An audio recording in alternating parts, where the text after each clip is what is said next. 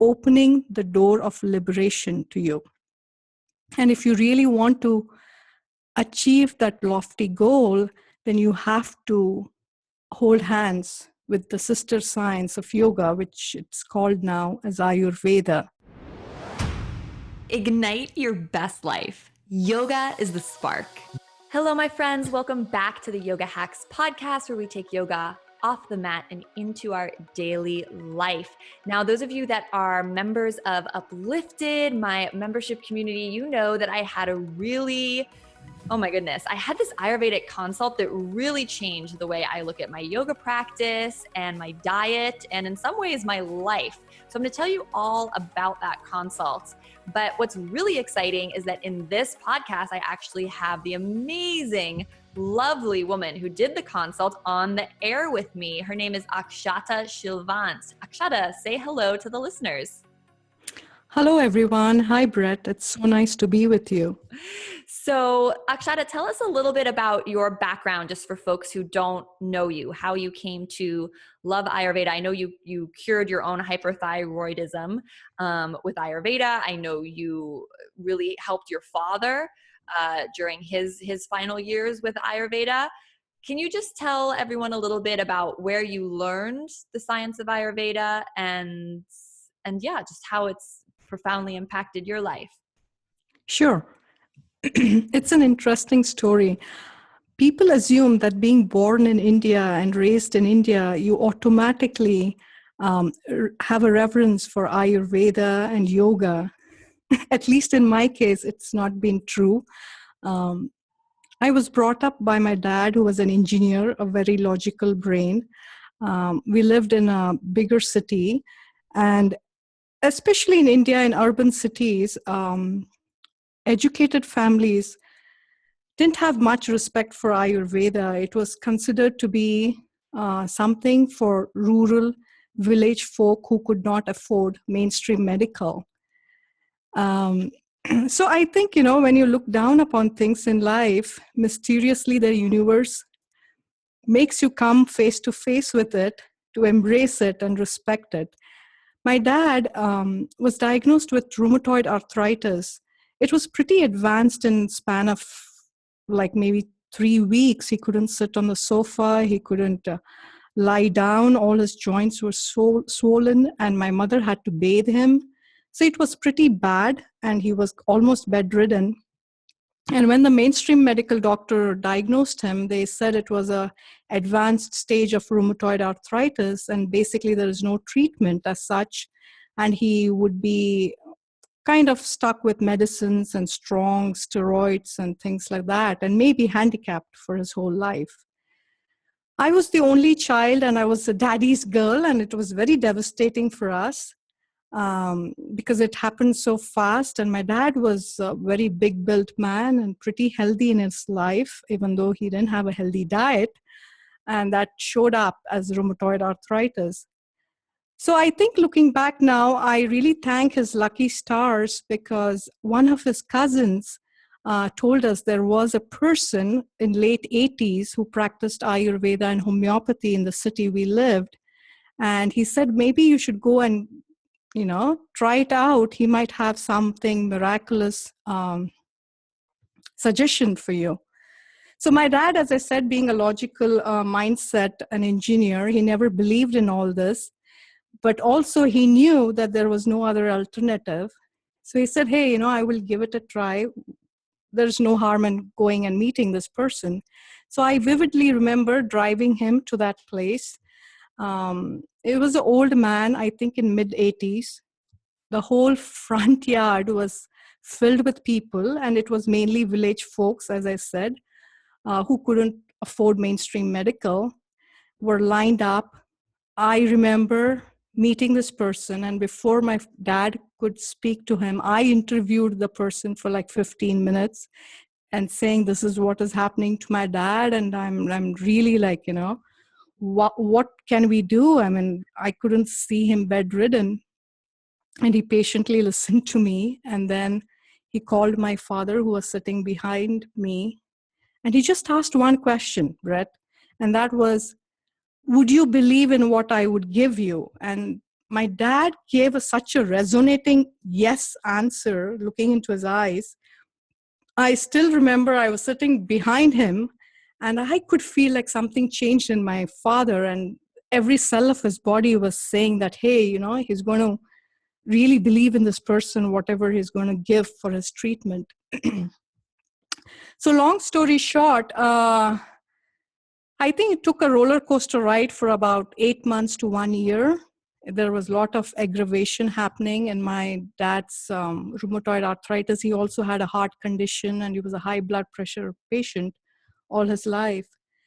But just changing his diet, and he was given just 1 dose of medicine every month, but changing his diet to his body constitution, what is called as dosha in Ayurveda, in a matter of 1 year, he was completely healed from rheumatoid arthritis.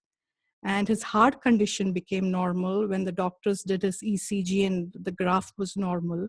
His blood pressure, until he passed away, came down to 120/80. There was no medication in his life after that. It was just diet. And that really made a huge impact on me. And I think I was a teenager, maybe 18 and a half years at that time. And it really hit so deeply in my heart that right food to your constitution can act as medicine. It's just not right foods, but right foods to your body type. That is dosha. And that was one of my big takeaways from our consult, is you kept saying, food is medicine, food is medicine. Yes. And I didn't really get it until we did the private consult, I don't think. And I know you had a successful career in IT here in the US, and then you came back to Ayurveda because it's your passion. And that's the other reason I love working with you, is because it's clear to me how genuinely you love this work and how much you like to help people.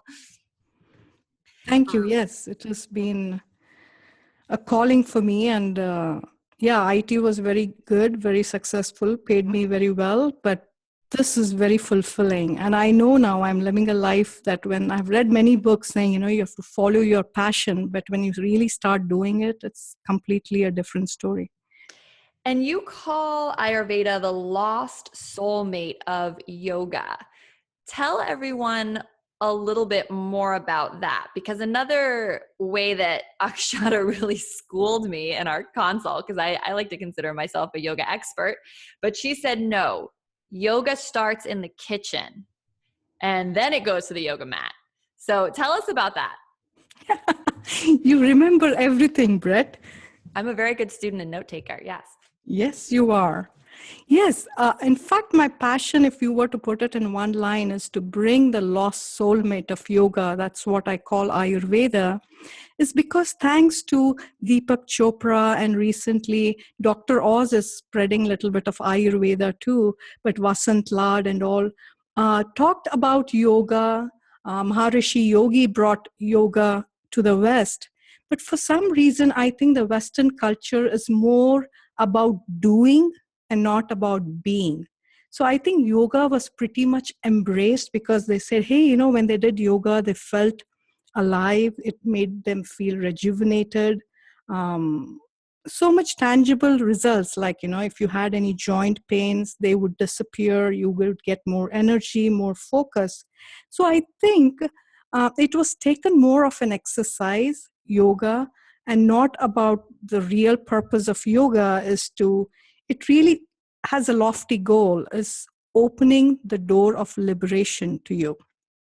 And if you really want to achieve that lofty goal, then you have to hold hands with the sister science of yoga, which it's called now as Ayurveda.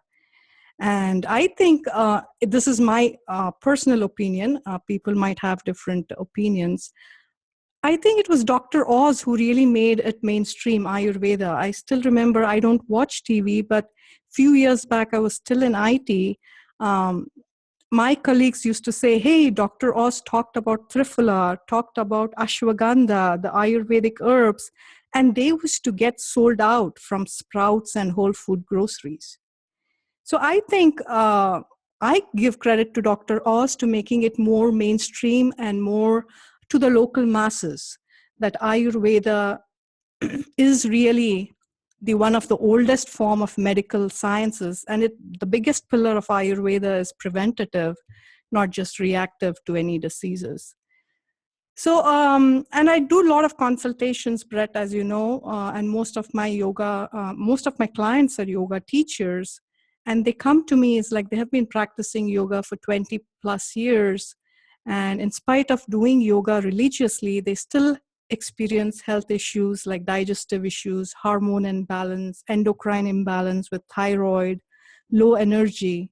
And I always tell them, because yoga is not complete without Ayurveda. And if you really want to fully reap the benefits of yoga, then you need to bring Ayurveda into the yoga practice. And you're right, it starts with the kitchen. And I agree with everything you're saying. And I've heard more and more it being talked about how, yoga in the Vedas, maybe you can talk about this a little bit more, but yoga was really about, as you say, spiritual enlightenment. And that's why someone would pursue the physical practice of yoga, while Ayurveda was really about the science of life, just how to be happy and healthy in your everyday life. And so when you look at it that way, it's like we really need Ayurveda before we even begin to think about doing yoga. Is that right? Yes, at least in my opinion, I strongly believe that, Brett, because I feel Ayurveda is a science of daily living or science of healing yourself. And yoga, in my opinion, is science of self-realization. And you can realize your highest potential or get in connection with the creator itself. You need to have a pretty healthy body. And when I mean healthy body, you are pretty familiar, Brett. I'm also referring to 5 koshas. It's not just our physical body, that's the Annamaya kosha, but the other 4 subtle bodies that we have, the Pranamaya kosha, Manomaya kosha, Vijnanamaya kosha, and Anandamaya kosha. So until our body is really healthy and wholesome, you can't really raise your consciousness to higher realms. So I think it begins with Ayurveda to get us started. How do the chakras fit into this? Can you speak to that a little bit? Maybe about how, I know before we hit record, you were talking about how 2 chakras specifically you think tie into this particularly well. Yeah. Like the teacher, I learned Hatha Yoga, the classical Hatha Yoga from North lineage in Rishikesh, India, always says this. The purpose of yoga, why do we do yoga? And he says it so beautifully. The purpose of doing yoga is to create space in our body. And that space is filled with prana. And I'm pretty sure your audience knows about prana. It is life energy. The definition I like the most is given by my guru, Paramahansa Yogananda. He says prana is soul of each cell. So my yoga teacher, Yoga Rishi Vishwaketu, says to sustain prana when we do perform yogas every day is you need to have a healthy and clean body, 1. Second, pure and blissful heart. And third is disciplined and intuitive mind. And he is a man of very few words, but this has so much deep implication in those 3 sentences. Like you practice yoga to bring prana into your life, but to sustain prana, you need a healthy and clean body, pure and blissful heart, disciplined and intuitive mind. So when he says healthy and clean body, he basically is referring to the base 3 chakras of our body. Those are the root chakra, Muladhara chakra, then the sacral, Swadhisthana chakra, and the solar plexus, the Manipura chakra. We need to keep them balanced for the energy to start rising for our higher self-realization. And according to Ayurveda or according to yogic philosophy, these 3 basal chakras, the root chakra, the sacral chakra, and the solar plexus, are first balanced with the right food, and then yoga starts working on them. The second statement he says is the pure and blissful heart, and that we know heart is Anahata chakra, That is the central chakra in our 7 chakras. It acts as the junction between the gross body and the subtle body. So pure and blissful heart, when you come to there, both yoga and Ayurveda start to make an impact in your life. So it's like a midpoint. You need both Ayurveda and yoga to really become pure and blissful. But the other one, the disciplined and intuitive mind, he relates to the Vishuddhi, the throat chakra, and the Ajna chakra, the wisdom point, the point between your eyebrows. For that, yoga really starts to work. So that's what my message is. Like, if you really want to fully reap the benefits of yoga in your daily practice, you need to have a clean body, a blissful heart, and a disciplined mind. So for that, you start with Ayurveda. It's funny because when you first were talking about this, I almost wanted to oversimplify and say, it's almost like the lower 3 chakras, in order to work with them, it's really all about Ayurveda. And the upper 3 chakras, it's really all about yoga. But it actually is that simple based on what you just said, right? Yes.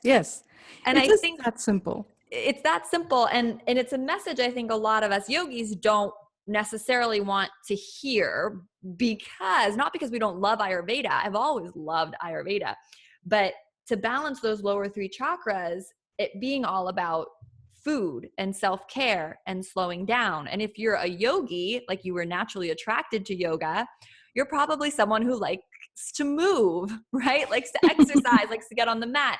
So you're much more attracted to the yoga, which again is doing wonderful things in the upper 3 chakras and in that fulcrum heart chakra probably as well.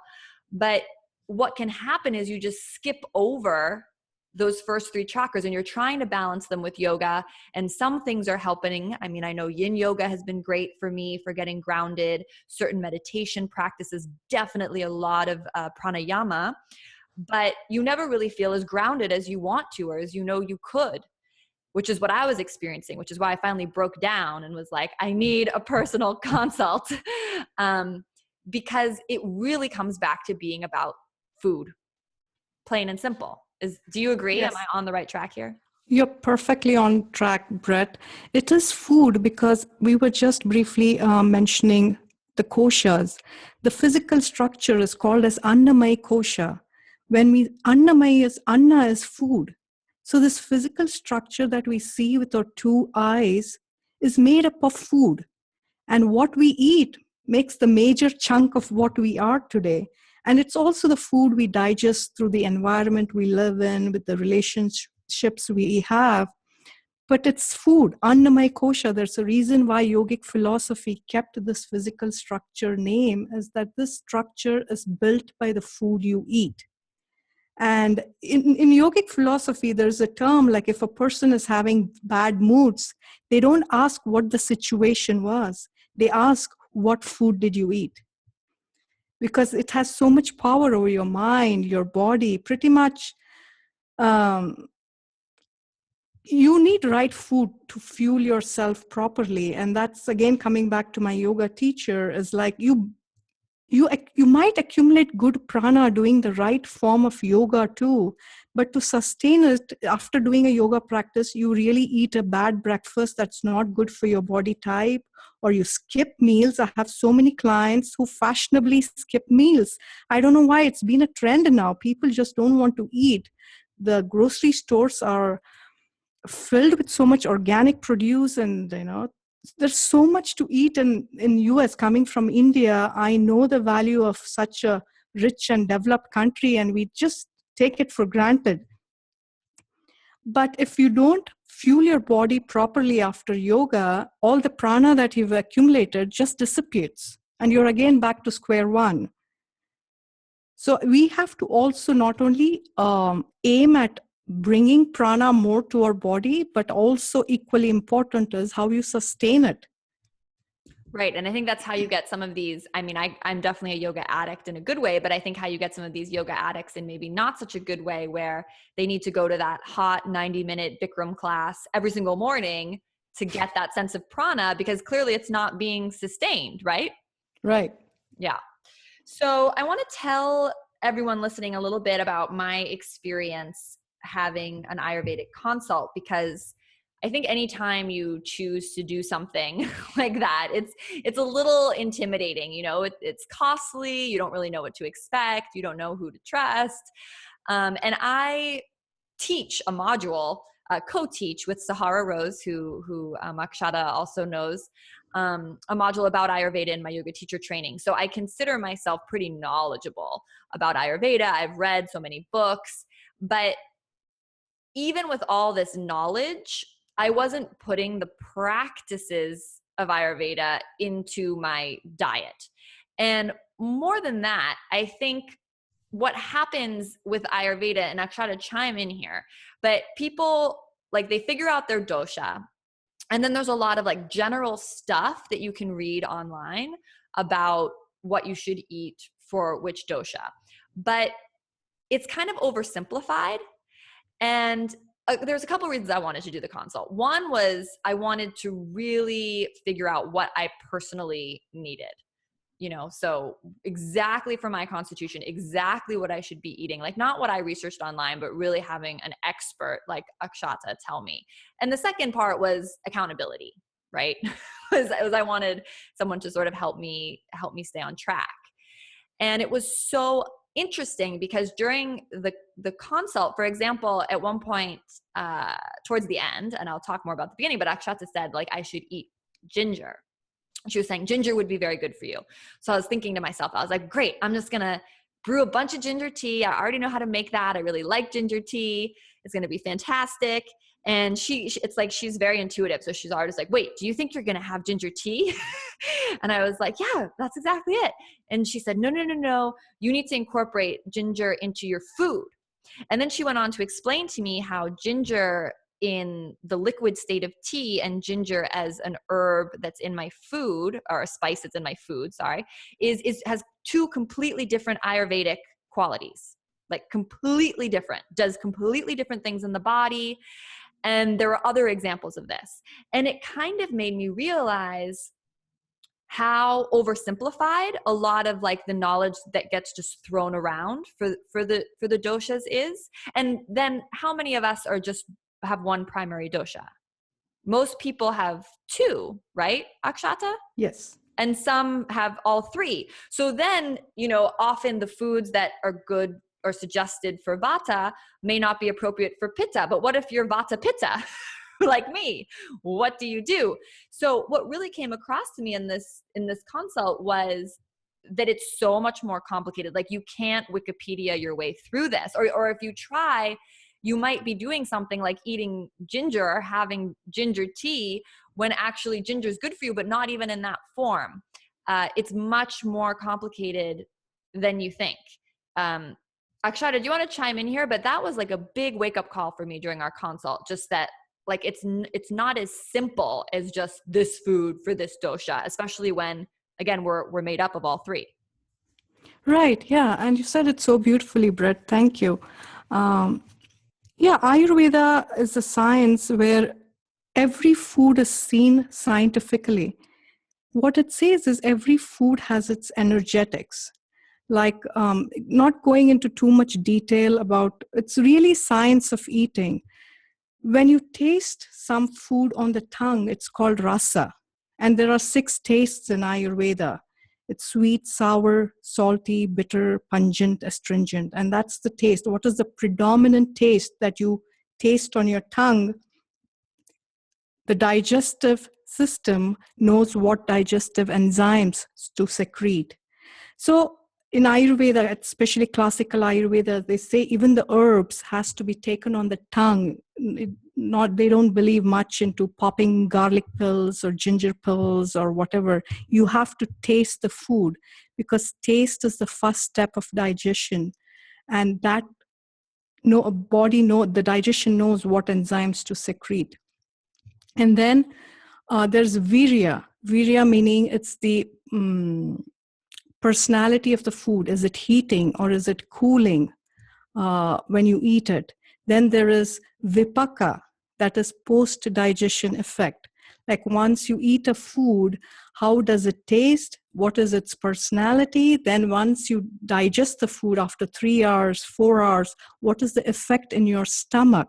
And that effect is very crucial to know. Is it sweet effect? Is it pungent effect? Is it going to be cooling? Is it going to be heating? Because that is going to give a long-term impact on your health, because that that vipaka gets assimilated in all the tissues. That's where the assimilation of nutrients and minerals happen. So without going much in detail, you're right. You cannot just say that, oh, your vata, you should eat sweet, sour, salty, that balances you. But guess what? If you're vata pitta, then I'll take that example since that's your body type, Brett. Cucumbers are good for you in summer because cool as a cucumber, cucumber is energetically cooling. But here is the trick. When you practice classical Ayurveda, looking at your constitution, I would know, like after maybe 2 cucumbers, the 3rd cucumber will start aggravating your pitta, even though it is cooling for you. So the same food that is meant to balance you, if you have it in excess, it might aggravate you. And if you have too less of it, also can have an adverse effect. So there's a very scientific way of eating food that was like discovered many, many thousands of years ago in India. And it just is science because it's been tested in the life in thousands and, not thousands, in billions of people in India. It's not been tested in laboratories for 1 year or 2 years. It's been tested for centuries. And it has lived through because there's a real life example. Generations after generations have practiced it and lived healthy. So you're right. It's not that simple as it's said. You can start with it, but to really make an impact and feel the real benefit of Ayurveda, you need to know those subtle nuances, how to tweak the diet for each body type. And I'll go back now to talking a little bit about the consult and how it worked for people who are curious. So Akshata and I met up on Skype, and she could see me. And I'd really recommend, if you do a consult with Akshata or someone else, to just not get dressed up. Like, don't wear any makeup, just go like looking like your normal self, because I hadn't planned to do that, but it was actually really great because Akshata really looked at me and she said, oh, you're not wearing any makeup, because she and I have seen each other before. And she says, oh, this is so great. I can really see, what's going on with your skin and your eyes. And she was just able to have a clearer picture of me physically. So that's a big tip I'd give to anyone, whether you're doing like an in-person or online with Akshata or whoever consult, is just don't wear any makeup. Really just let the practitioner be able to see your skin, because that helped give her information. And then basically she asked me a lot of questions, so many questions. I feel like we talked for so long in my consult, but questions about my childhood, questions about what foods I craved in different situations. Obviously I had taken a quiz prior to the consult, so we knew my general, and I took 2 quizzes because I wanted to be sure, and they both had the same result, this Vata Pitta. So it was a lot of questions. She took a ton of notes, and what Akshata was doing, although maybe she can describe it better, but I felt like she was sort of trying to build a case. Like she was like a detective trying to figure out the story that, my body, my skin, my eyes, my tongue, my cravings were telling in terms of my doshas, I guess. Is that kind of what you were doing? Oh, yeah. You nailed it well. Yes. Yeah. So I felt like she was the detective and I was answering all these questions. And, then when she gave me a couple suggestions on the call, a couple general things that I tried to write down, but she said, don't worry, I'm going to send you a full write-up in a couple days. So after the consult, she gave me a few little directions that I started doing right away. For example, drinking lime water with Himalayan sea salt and honey every morning. And I've really been enjoying that, by the way. And then a couple days later, I got an email, and it was a really beautiful PDF, and it just had written down really specifically like what she suggested that I should eat. It even had a bunch of links to her recipes on her website. There's fantastic recipes on her website, jivalifestyle.com, and we'll give you guys a lot more info about how you can find her online. So I got kind of a follow-up pack, and that was really fun because I got to read that. But really, I took notes during the consult, and a couple key things really stayed with me, which was that I need to slow down, need to spend more time in the kitchen. And another thing Akshata told me multiple times, and I actually am listening to you, is that I can't skip meals. I cannot skip meals because I get very distracted and interested in what I'm doing, and time just flies by, and not intentionally, but I do skip meals. And it was really, really interesting because Akshata, now I can report back. So I hosted the very first Uplifted Mastermind this weekend outside Los Angeles, which was a big event I put together for other yoga teachers who are really looking to live in alignment, increase their knowledge. We did a huge segment on myofascial release, increase their wealth, right? We did a big segment on how to earn more money as a yoga teacher, especially by enhancing private sessions with clients through hands-on adjustments, and how to bring your business online if that's interesting. So it was this really great weekend, but it was this first weekend for me away from the baby, because I have a 5.5-month-old right now. And the schedule was very tight, right? Usually if I was hosting an event like this, I'd come in like 2 days early to really get my energy synced with the space. And, you know, because of the baby and breastfeeding and everything, I flew in the morning of, right? So already like a very tight timeline. And then, you know, it was just jam-packed from that moment on. So it was really like the perfect opportunity for me to get really involved in talking to all the amazing people there, just go into, you know, crazy passion, working, sharing what I love mode, and completely neglect self-care. Plus, you know, airports, tight connections, like perfect opportunity to skip meals. I mean, could have been a disaster. But instead, I remembered all the things you told me, Akshata, which is that I cannot skip meals. And she told me that, carbs are actually really quite good for me as long as they're complex carbs, correct? So I, at Whole Foods, this is like a travel hack. Maybe Akshata, you want to share this with other people, but I bought a lot of those like instant oats. You know, I'm sure instant isn't great, but it was like, I was literally on the move, like living in a hotel room, a lot of times, not a lot of time to eat between sessions. So I got some oatmeal that I could just make in my room, and I would force myself to eat it. Because a lot of the times I'd be so energized, you know, during the breaks, and, you know, just wanted to jot some ideas down or prep for the next session. And I was letting myself do that. But I said, Brett, you have to finish this whole thing of oatmeal. I kept thinking, I was like, Akshata said, I can't skip meals, and I need to eat even if I don't feel hungry. And this was another big epiphany I had from our session, because I think a lot of just general health knowledge gets thrown around. For example, like carbs are bad, right? Carbs are bad. That's just, I feel like, you know, just in general, you hear that. It's like, oh, carbs aren't good. You want to eat lots of protein and vegetables. And for example, and lots of green vegetables. And of course, the 2 green vegetables that I love eating the most are the 2 green vegetables that Akshata said, nope, don't eat those 2 because they aggravate your pitta. Eat these other ones. So again, I have a lot to learn and integrate. But there's, again, like a lot of just the general health stuff. And I think I realized that I have this, I don't know, subconscious pattern where it's like, oh, well, if I'm not hungry, I shouldn't eat, because if I eat, I'll gain weight. Right?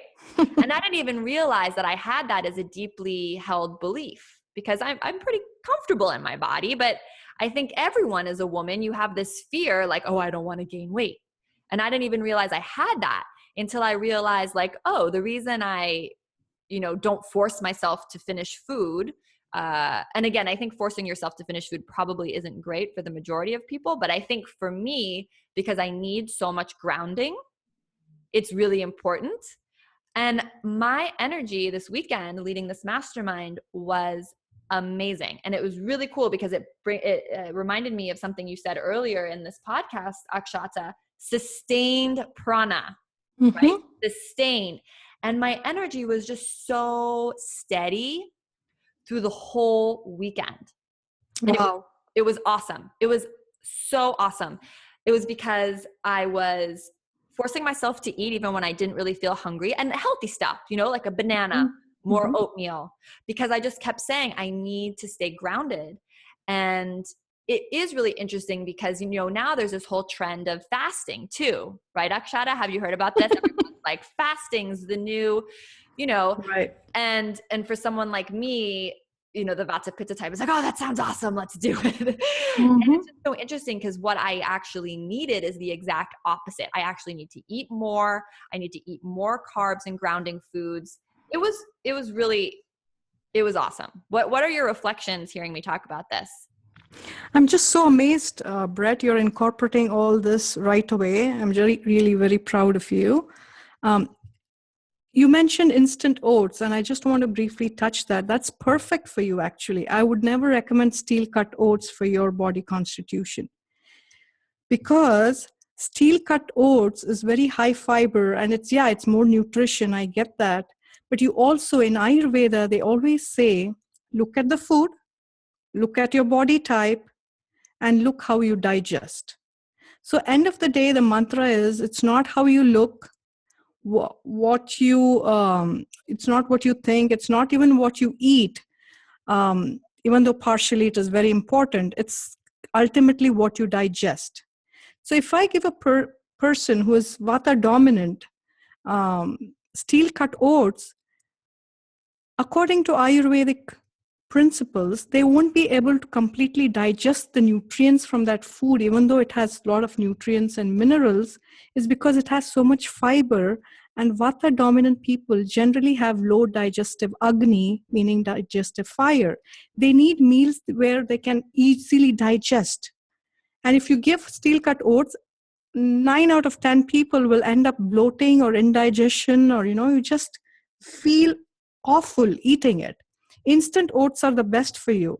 Yes, you need fiber, but every body constitution has a specific requirement of fiber. It's not like one size fits all here.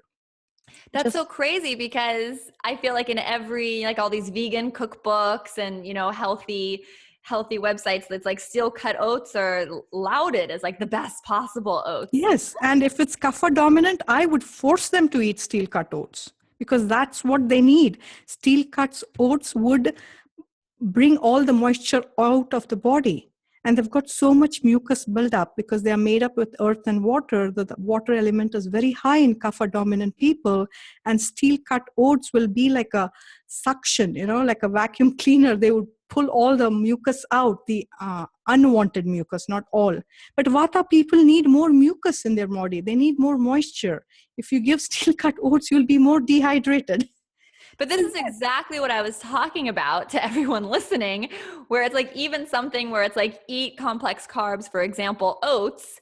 It's like, there's so much detail within even the word oats. This is why I think if you can afford to, and you have the time to do a consult with Akshata or someone else who, really comes highly recommended that you can trust, I really think it's worthwhile, because you need this kind of specificity, and then also to be able to ask and get follow-up, because Akshata and I are obviously friendly, so I feel comfortable. But I think, Akshata, tell people, I think you really don't like just doing one-off consults with folks, because you like to see things through, or you're even saying the way Ayurveda is designed, it's like not a quick fix thing. It's like it's an ongoing, you need to kind of mentor someone through it.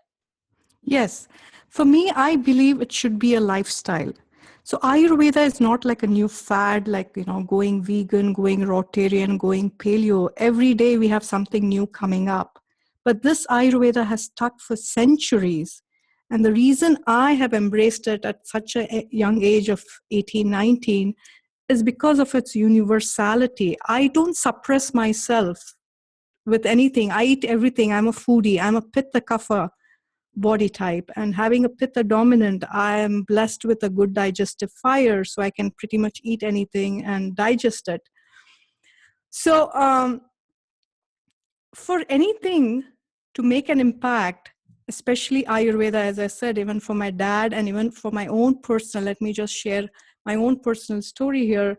Coming out of hypothyroidism, I lost my parents and I went through a long grief period. So that really, I paid the price of grieving for so long, is through having been diagnosed with hypothyroidism. And at the same time, again, Ayurveda came into rescue, and my doctor said, you have to be on these medication. And I told them, give me 2 years, because I really believe in Ayurveda and yoga lifestyle. And if you don't see any good result after 2 years, then I'll follow whatever medication you want me to take. So 2 years, I rigorously, I was still in IT, information technology, working as a software project manager. I didn't have much time, but I really allocated myself, designed recipes to my body constitution, and literally 100% lived an Ayurveda lifestyle for 2 years and completely healed my hypothyroidism without any medication or hormones. So for Ayurveda to really make an impact, Brett, I think it's not a quick fix. I really want to tell your audience it's not a quick fix, but it's going to be there for life. Any imbalances are uprooted. It is not through symptoms. It really goes to the root cause to nail it and help you balance. So for that, you need someone to hold your hand, spoon feed you practical Ayurvedic rituals, tips and tricks, how you need to stay on your rituals to make it a lifestyle. So I strongly encourage that it should be. I offer consultation packages. So I do put my clients, they are accountable when I give them consultations. I do a lot of follow-ups, and I make sure they follow what I say.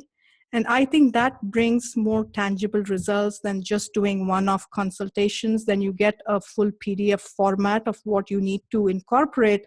But 9 out of 10 clients never do it because they have many reasons. Life is busy, things come up and priorities change, and that sheet just stays there for years. You haven't even opened it. Yeah. And if you're listening and you think you might want to do a consult, Akshata and I have she's put together a special page for anyone who is a yoga practitioner with me, whether you're just a yoga student or a yoga teacher, where you can do just one consult. But what I would really encourage you to do is she actually has a 4 consult special, which is you get a big discount for committing to doing 4, and then you get that accountability going through, and it's really affordable. There's going to be a link right below this podcast where you can check that out. And she also has a package that's really specifically just designed for people who have hormone imbalance and digestive issues. Akshata, can you tell people a little bit more about why they might want to work with you in that capacity as opposed to just doing a general consult? Because I know you include a lot of extra things when it comes to hormone balancing, because I know it's such a passion of yours and something you've experienced personally. Right. I do 4 different types of consults. One is hormone imbalance. That's been an epidemic, especially with women all over, not just here in the US. I do consultations pretty much all over the world. I see even in India, my cousins, my friends, everyone in early 20s have so much hormone imbalance. Menstrual cycle is really very irregular. The list goes on, and it's mainly because of our lifestyle and our food eating habits. This is self-created. I honestly feel this is self-created. We can blame the environment. Yes, it's not been as clean and as pure, but that's not in our hands. We can do as much as we can, eating healthy, eating organic, not using plastic. We can do our part, but we can't just blame the environment and keep messing up our bodies. We have to take charge of it by eating right to our body constitution. And hormone imbalances are something that cannot be fixed with one consult.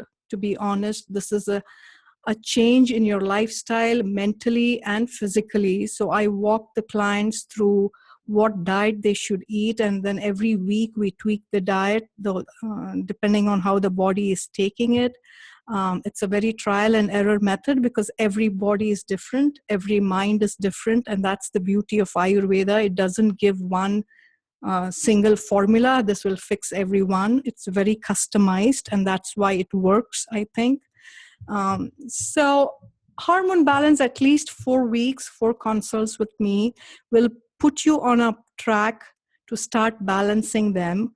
And most of the cases, clients have reduced their medications, especially with estrogen. There are certain foods that naturally increase estrogen in our bodies, and most of them don't know. And there are certain foods that can decrease estrogen naturally, and you can do that. And Ayurvedic herbs, they really work wonders, especially for people who are having PMS issues or on perimenopausal. And they're just so natural and safe. They are made up of powdered herbs, or they are just powdered fruits. There are no side effects. But having said that, if you take too much of it, there can be a side effect. So there's no one saying this in Ayurveda and yoga that everyone says, hey, it's all natural, there's no side effects. There are side effects if you go out of the principles of Ayurveda. If you misuse it, then you'll pay the price. There is a strict way of taking herbs, the dosage and everything, because if you start tweaking it, the doshas get imbalanced. And even if for me, for example, I'm Pitta Kapha and Vata is really passive in my body, but I had aggravated Vata at one point of time when I had lost my parents, and it almost became like a subdominant dosha for me because of the wrong choices I do. Because when you're going through life and you've got some big challenge, you don't do things right. It's very natural. So hormone balance is something I need to understand the root cause, why it has come into your life, why the hormones are imbalanced. That's the first reason to know. And then we chart out a plan how we can bring it to balance. So that needs time from your side, my side, and a lot of effort to sincerely follow that. And that can be done naturally, and people really get gravitated to it because there are no side effects instead of taking hormones or, medication that can really create some major damages. So Akshata and I have put together, again, as I said, some offerings for you if you do want to go deeper with her specifically. Go to BrettLarkin.com/Ayurveda, and that will redirect you to the page, because Akshata's put a special page together with special pricing just for Brett Larkin Yoga Uplifted folks. And I'll make sure that URL BrettLarkin.com/Ayurveda redirects exactly to the right place. Check those out if you're interested. And know that also, as an Uplifted member, no matter what consult you do or package or anything, you'll get also a free video of your choice, because Akshata also has some really great digital content. One is high prana nutrition for menstruation, and the other is Ayurvedic wisdom, gluten or gluten-free. So if you've been wondering whether you should be gluten or gluten-free, or maybe you're a little more interested in the hormone imbalancing, make sure to mention to Akshata, if you mention you are an Uplifted member, you will get one of those videos totally for free as part of any consult or package you do. So I want to thank you, Akshata. And I have more questions for you, but I'll ask them off the air. And, I will keep all of you guys listening posted on my own Ayurvedic journey. This is definitely, I think, going to be a process of healing for me. And I've only integrated a very small amount of what Akshata has told me so far, because it's only been, 2 weeks or so. And of course, I've been traveling a lot, so I haven't got to make any of the really cool recipes she sent me or things like that yet. But even just like those few things that I really took away from the consult, like the don't skip meals and, eat like these grounded foods, you need to get more grounded in your diet. The thing about the oats, I already feel like I am seeing more sustained energy, which for me right now is everything, with doing everything I'm doing and the baby. I think it's just coming at the perfect time. So Akshata, thank you so much for coming on the show and sharing your wisdom. Thank you, Brett, for having me. I'm really grateful. Oh, and everyone, look for the links if you're interested below this episode, and you can always message myself or Akshata if you have questions as well. So we're sending you so much love. Have a beautiful, happy, healthy day. Don't forget to do yoga. So much love from my heart to yours. Namaste. This episode was brought to you by Uplifted. Try Brett's membership community for people who want to enrich their life through yoga at BrettLarkin.com/uplifted.